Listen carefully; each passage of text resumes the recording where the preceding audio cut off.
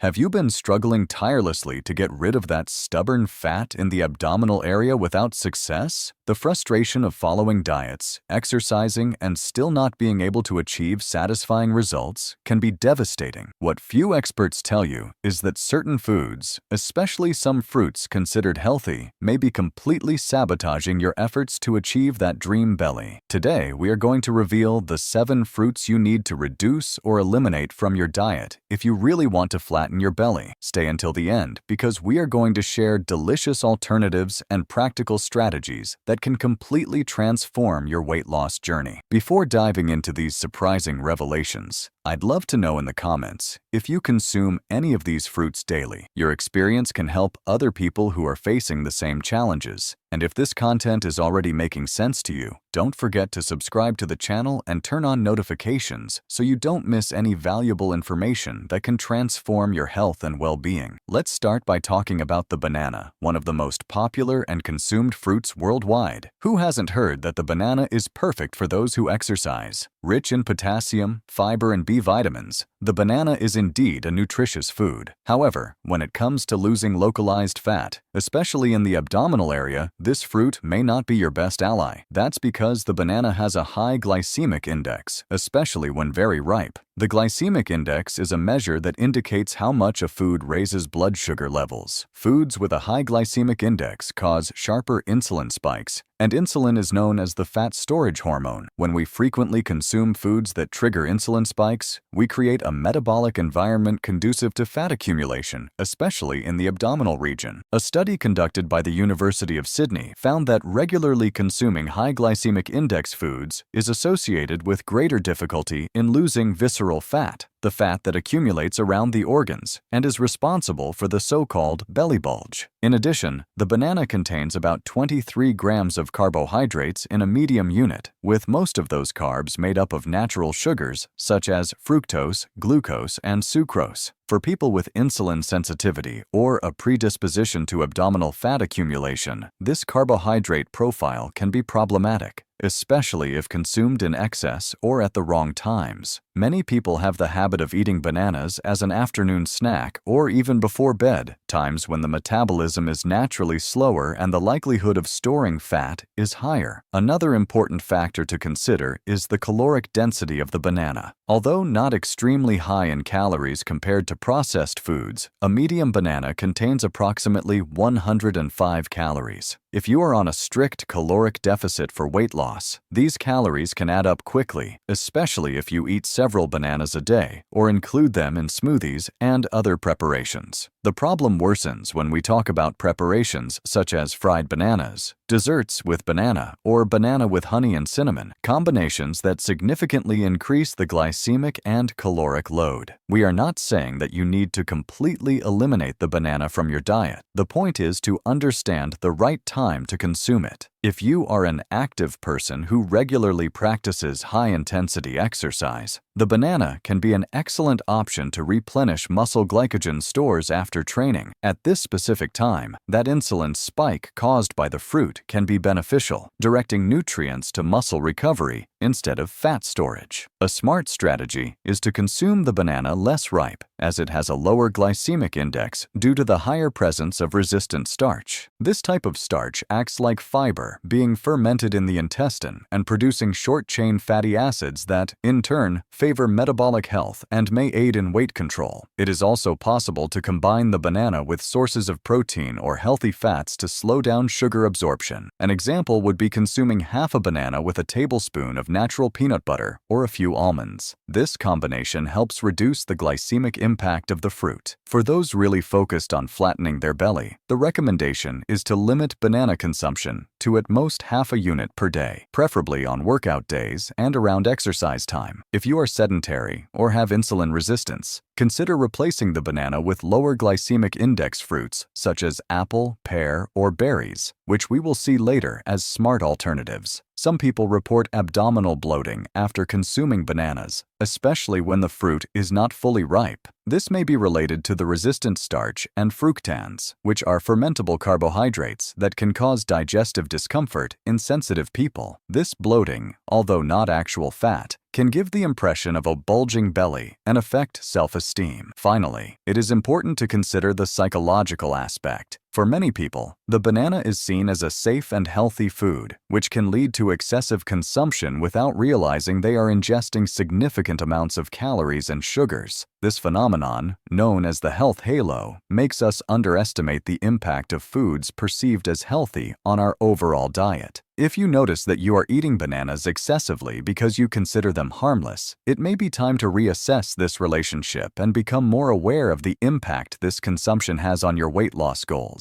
Mango is also on this list. It is a delicious tropical fruit that wins over palates all around the world. Juicy, sweet, and aromatic, mango is rich in vitamins A and C, as well as containing various antioxidants important for health. However, when it comes to weight loss, especially in the abdominal area, this fruit can represent a significant obstacle. The main point of concern with mango is its high content of natural sugar. A medium mango contains approximately 45 grams of sugar, which represents more than many people should consume in an entire day if the goal is to lose localized fat. This high sugar content makes mango have a medium to high glycemic index, depending on the degree of ripeness, which means its consumption can lead to significant spikes in blood glucose. As we already mentioned when talking about banana, these glucose spikes stimulate the release of insulin, an anabolic hormone that favors fat storage, especially in the abdominal region. Studies published in the Journal of Clinical Endocrinology and Metabolism have shown that individuals with chronically elevated insulin levels are more likely to accumulate visceral fat, exactly the kind we want to eliminate when talking about flattening the belly. In addition to sugar, mango is also quite a caloric fruit. A medium unit can contain between 150 to 200 calories, which represents a significant amount, especially for those who are on a calorie-restricted plan for weight loss. The problem worsens when we consider that many people consume mango in generous quantities due to its pleasant taste, often without realizing the caloric impact of this choice. It is common to see people including mango in smoothies, fruit salads, or as dessert after meals, adding extra calories that can compromise the caloric deficit necessary for weight loss. Another interesting aspect about mango is its fructose composition. Fructose is a type of sugar that is metabolized mainly in the liver, unlike glucose, which can be used by all cells in the body. When we consume large amounts of fructose, we overload the liver, which converts this excess into fat. Studies published in the Journal of Hepatology suggest that excessive fructose consumption is associated with increased liver and abdominal fat, as well as contributing to insulin resistance. This is particularly relevant for people who already have some degree of insulin resistance or metabolic syndrome, conditions that are increasingly common in the population. Mango also contains complex carbohydrates in the form of starch, especially when it is not fully ripe. Although starch is not digested as quickly as simple sugars, it is still converted into glucose during the digestive process, contributing to the total glycemic load of the fruit. For people with a slower metabolism or who have difficulty processing carbohydrates efficiently, this combination of simple sugars and starch can create the perfect scenario for weight gain. There is also the issue of mango's effect on appetite. Very sweet fruits like mango can stimulate the brain's reward center, increasing the desire for more sweet foods. This can trigger a cycle of food cravings that lead to excessive calorie consumption throughout the day. For those who are trying to maintain a consistent caloric deficit, this effect can be particularly challenging. However, we are not suggesting that you completely eliminate mango from your diet. Like all fruit, it offers important nutritional benefits. The smartest strategy is to consume mango in moderation and at the right time. A small portion, approximately 1/3 or 1/4 of a mango, can be included after intense physical activity when your body is more receptive to carbohydrates. Another option is to combine it with proteins or healthy fats to reduce its glycemic impact. For example, a small portion of mango with unsweetened natural yogurt or some nuts can be a more balanced choice. For those who are really determined to flatten the belly, it is advisable to replace mango with less caloric and lower glycemic index fruits, such as strawberries, blackberries, or blueberries, which offer antioxidants and fiber without the high sugar content. These fruits contain less than 1/3 of the sugar present in mango and promote greater satiety due to their soluble fiber content. The third fruit we are going to address is avocado, and this is where many people are surprised. After all, avocado is often praised as a good fat that helps with weight loss. However, when the specific goal is to flatten the belly, excessive avocado consumption can become a significant obstacle. Let's understand why. First, it is important to recognize that avocado is an extremely caloric fruit. A medium unit contains approximately 250 to 320 calories, which represents a significant amount within a food plan aimed at caloric deficit. To put this into context, these calories are equivalent to a complete light meal or almost 2 plates of vegetables with a lean protein. If you are strictly counting calories to lose abdominal fat, avocado can easily compromise your daily energy balance, especially if consumed in generous portions or multiple times a day. Although avocado is rich in healthy monounsaturated fats, mainly oleic acid, the same found in olive oil, we are still talking about fat, which provides 9 calories per gram, more than double the calories provided by protein or carbohydrates. These fats, even though beneficial for cardiovascular health, still contribute to the total caloric balance and can prevent weight loss if consumed in excess.